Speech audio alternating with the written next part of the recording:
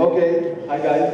As Shori said, my name is Shlomi Asaf. My first public public speaking for so many people. So I hope I don't get too much excited and everything will work okay. I will settle for okay. So again, Shlomi Asaf, this is my Twitter handle. This talk is about dynamic content creation. Some of you might think of it as what we used to know of compile in Angular 1, but it's a bit more than that. So before that, let's see what is content creation.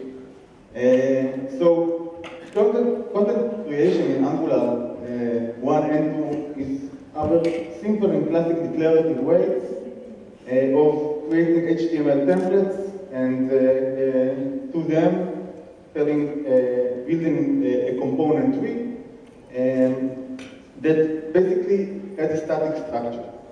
The structure, once the application builds, compiles, bundles, you cannot change it. And this is because of how the Angular compiler works, and we'll talk more about it in a few minutes. Angular adds components once we name them. We say, okay, this is our component, we have a selector for that component, we state it, and then Angular will automatically generate everything behind the scenes, create a component, and we will, once again, can you start the time so I can, okay, sorry about that. So Angular creates a component, instantiate it, start change detection, manage the life cycle, when the component dies, when things change, and so on and so forth. We use bindings in our view to connect all of the data, change the view, change how it looks. For example, through ng class, we can hide components, remove them using ngIf. And this is basically in declarative way how we create components in Angular, how we communicate between our view and the data. But we can change the structure. And ngIf and ngFor doesn't count. They do change the DOM structure, but you can not add something that you didn't add at the first place. So if I want to add after compilation another component, another HTML DOM element, I cannot do that. There's no way in Angular using declarative syntax. So, of course, we can do ngFor, but this is thing that we predefine when we compile the component. So, there's also in Angular an imperative way of doing component creation or content creation, and this is the same example before, but here we don't have the my component declaration on the template. We will add it to the template using the view container ref, which is the view container ref is part of the app component, or it can be part of any other component, and we get from the app component the view container ref. And it has an API, the yellow create component, that tells Angular, please create a component and put it on the length, which is 0 in our case, because there's nothing there. And we, of course, can also project content, and this thing below, the H1 header, which means that basically if there is an ng content, if our component accepts another content from the user, we can add that. So this is how we can inject, create, and instantiate and inject into a component dynamically a predefined component. Now, the component must be compiled, and this is our component. My component, we created it with the component syntax, we created metadata, it was compiled by Angular, and it must be known to the model. And what it means, and maybe you heard about ng modules, and there is some property there that is called entry components. So basically when Angular parses the templates, it starts from our Bootstrap component, which has the first template, and from there on, everything linked through those templates is added and compiled by Angular. So because we are adding this component dynamically, it is not in the template when we compile it. So Angular doesn't know about it. It will not compile it. So we have to tell the module, hey, please compile this component. We do that using the entry components property in the ng module metadata declaration. So another thing we lose here is that we cannot bind to this host. And this host is the root element of our component, which is my component. We cannot bind to it. Usually, we can transfer data in using braces or out using emitters with the brackets and syntax. So here we cannot do that because we do not have a syntax. If we go back a bit and look at this example, here we have brackets that tells the component to change the value of ng class. This, of course, is in an ng content place, but if it were to be on the my component host element, then there was an input declaration in that component that tells Angular every time, this is how I get data. This is how my component gets data inside. So we can't do that here because we don't have a template. So this is a limitation of dynamic instantiation. So what do we need dynamic instantiation for? So we have this, this is a modal component that I've built, and what it does, quite simple, is just open pop-ups. So we can open a pop-up on the body, and this injects the whole gray area and the modal itself into the body, or we can also do that inside an element. For example, inside that element. So in both cases, we need a view container F. In this case, it's the container that holds the button, and in the other, it's the body. So what we need to do in this example, we can take a look and see that this is our body, and this is our Angular app. And I will try to make it bigger. Not too big. And okay. It doesn't close. It's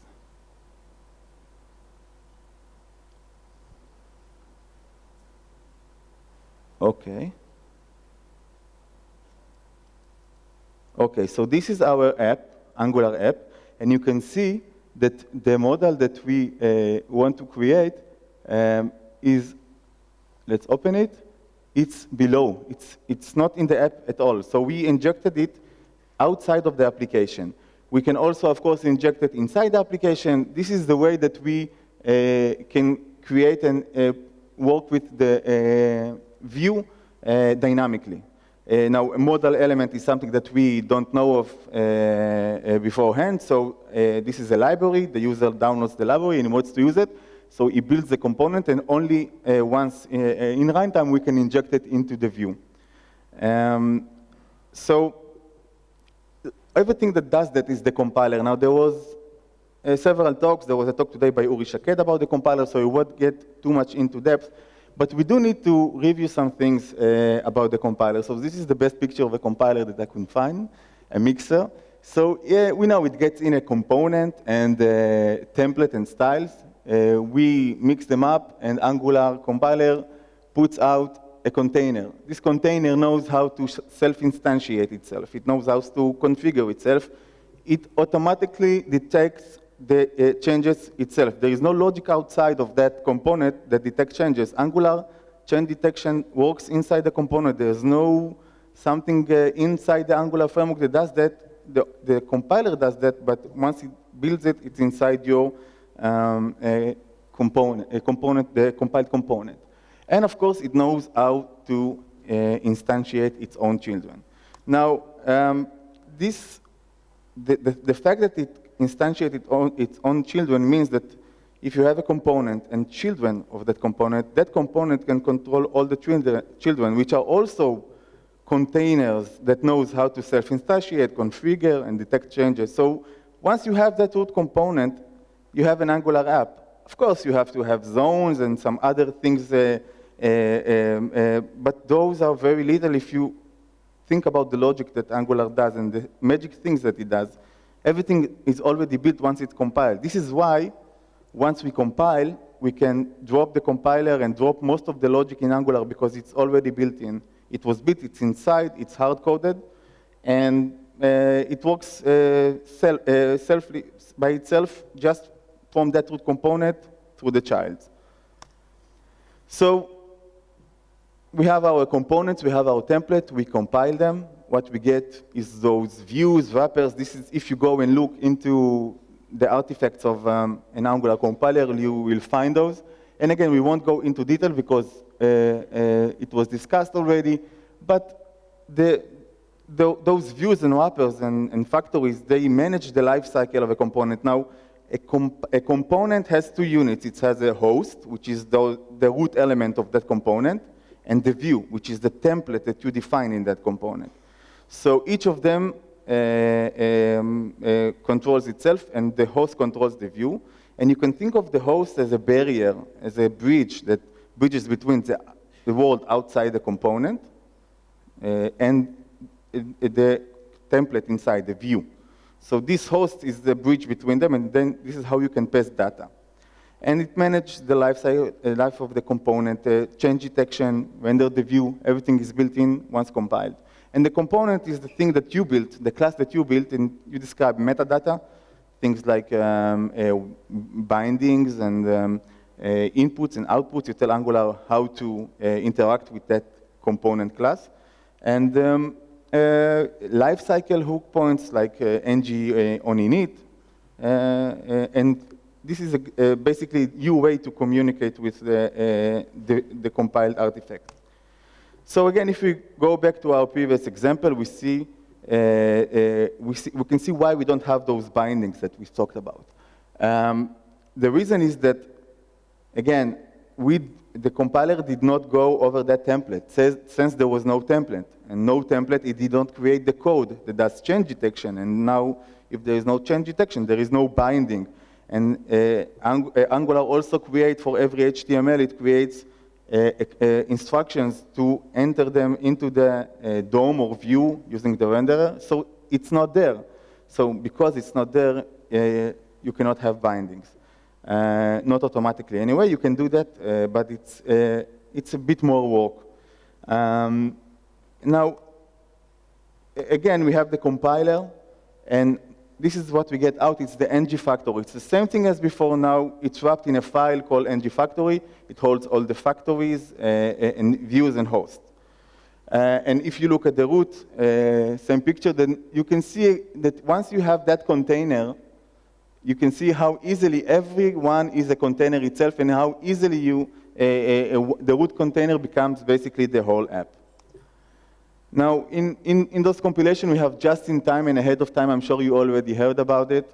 Just-in-time is the compilation runs in the browser, when the application bootstrap. Ahead-of-time, it runs when you compile the application in your development process. So with AOT, we get a smaller payload because we don't need to ship the compiler. We perform a faster bootstrapping because we don't have to analyze the template, analyze the components, see how they link, and compile basically the whole code that we've talked about. And we can detect template errors, and we can do that because Angular, when it creates those ng factory files, it creates them with TypeScript, which means that when then we run it on a TypeScript compiler, we get all these errors. But we cannot create components in runtime. Now, this is the difference that you need to make sure you understand. Here I use the word create, not instantiate. And this means that creating is taking a component and a template and making them this view container or ng factory file that I've talked about. So creating components in runtime and instantiating components in runtime.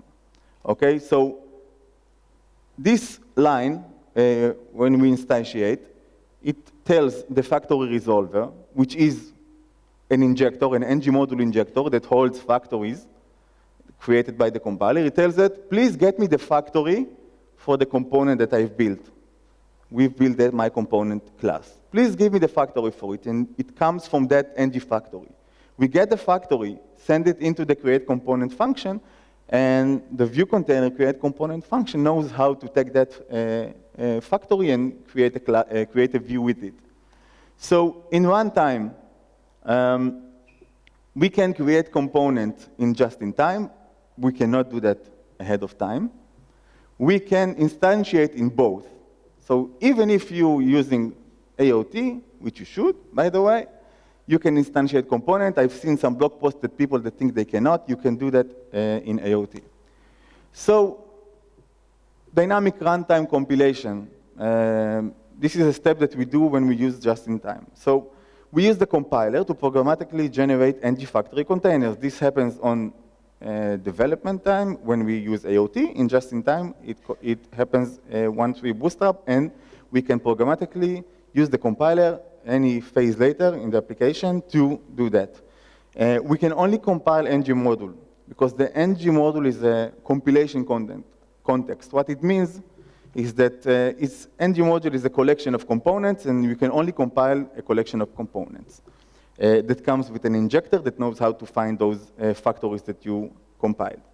We can compile async or sync. I will demonstrate later. And we need to watch out for dependency injection hierarchy when instantiating it. And I will also give an example because we cannot instantiate to something that has a previous injector, some that doesn't know about our new component that we've just compiled. So this is the compiler API. It's simple. It might look a lot of words and a lot of stuff. I remove the types and the docs, but it's very simple. If we look at the decision what to do, we want to compile and we want to get an ng module factory. ng module factory is an object that we can use to create to instantiate the module that holds our new components that we want to compile. So first, we need to know if you want to async or async. Very simple. If your resources are inlined inside the template, the styles are inlined, then you can sync. If the resources are files that you need to go and fetch from a server, then you need async. Once that, we need to choose if you want to get the module or get module or components. Doesn't make much of a difference. If we choose module, we get the ng module factory. If we choose module and components, we get this object module with component factories that has two properties. One is this, and one is the component factory collection. There are some use cases, but it's not important. The most important thing is that we get the ng module factory. Those component factory are actually exist in the ng module factory after we create it. After we take the factory, create all of the module, then we get the component factories. So a bit of a demo to see some runtime compilation.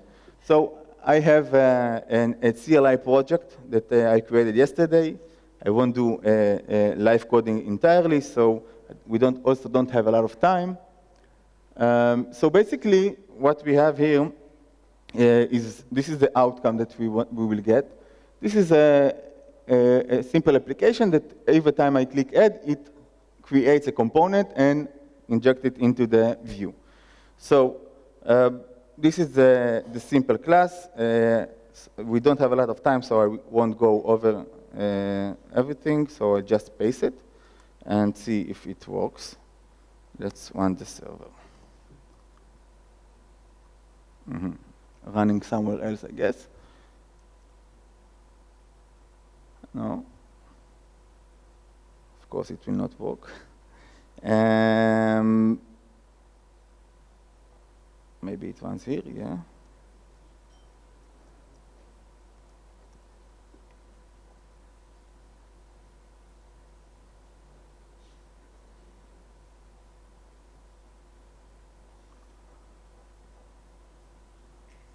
Okay, let's see if it works. No.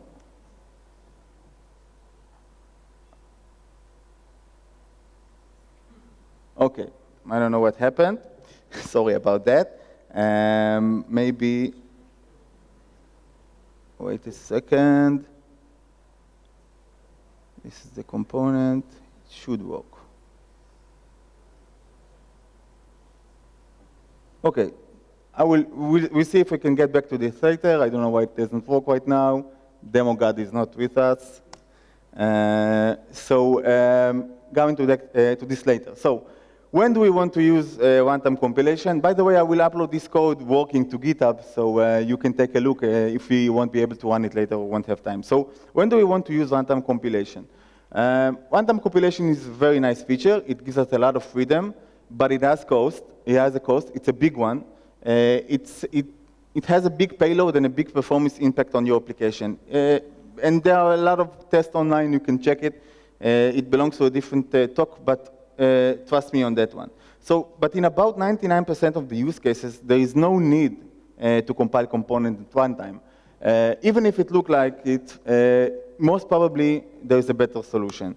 So AOT all the times, this is the best way that you can get performance from an Angular application, and try to keep that in mind. But really, when are those cases when do we have such cases? I mean, it's there anyway, so people sometimes use it. So generally, when we don't know the structure or the template can change at runtime, or the user sets it while the application runs.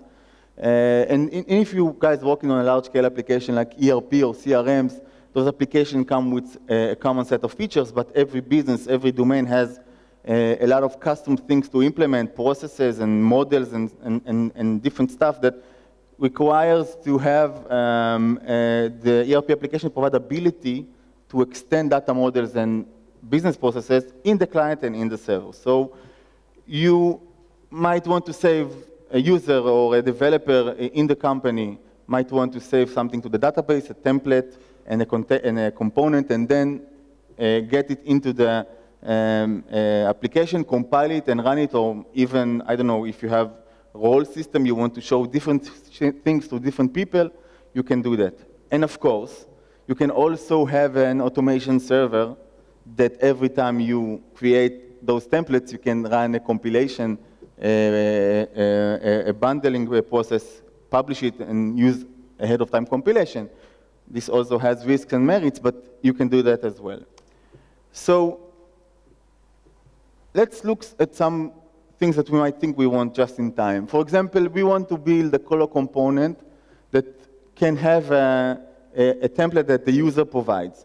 So we just show the time, but user wants to show its fancy SVG implementation or I don't know what. So this is our simple component. We have simple paragraph that shows the hour and the minutes, and our clock is the clock that is right only one time because it's 24-hour clock. So it's 4:30 every time, but this thing to remember, this is the public API of the clock component.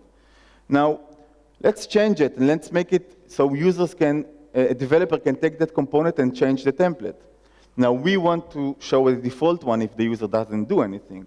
So the first, the only change is in the template, by the way. The only change is in the template.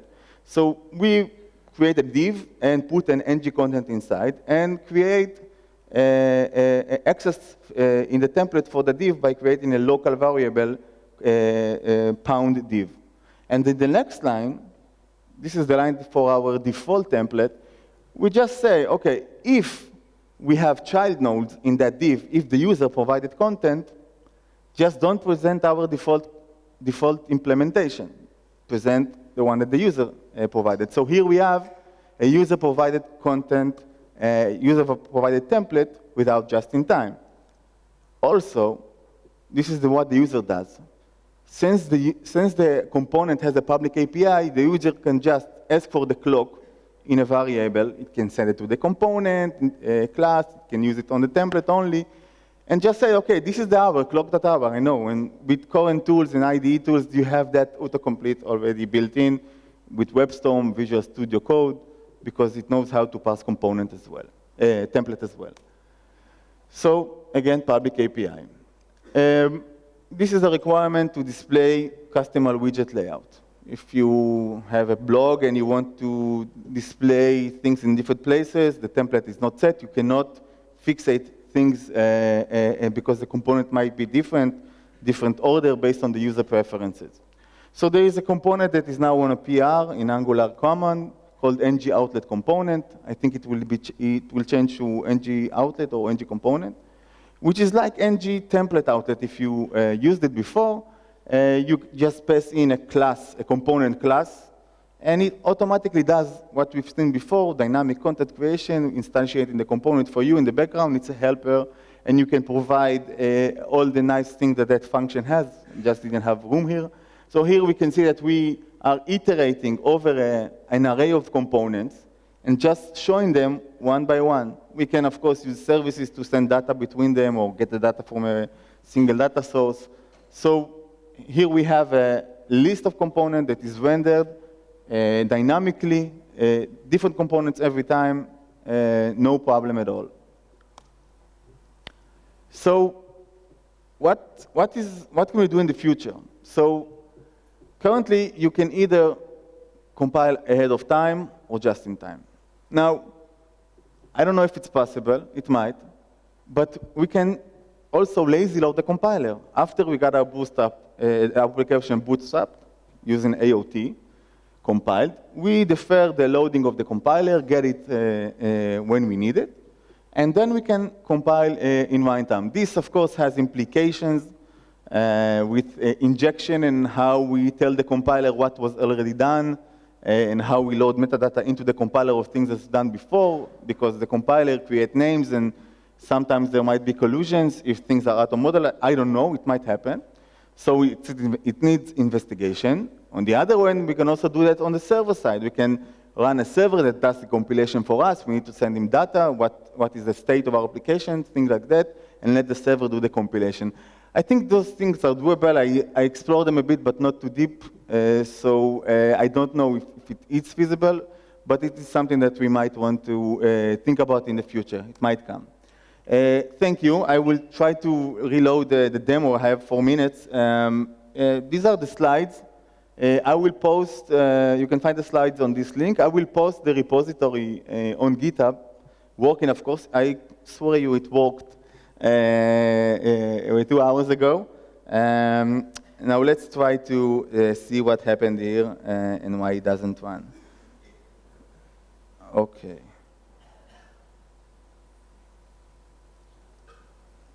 I think that I did some intentional mistakes that cost me. Let's see.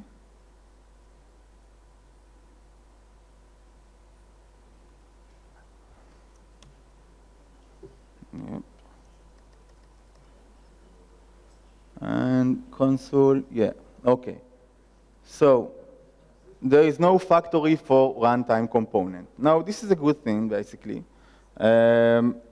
Let's save this and see.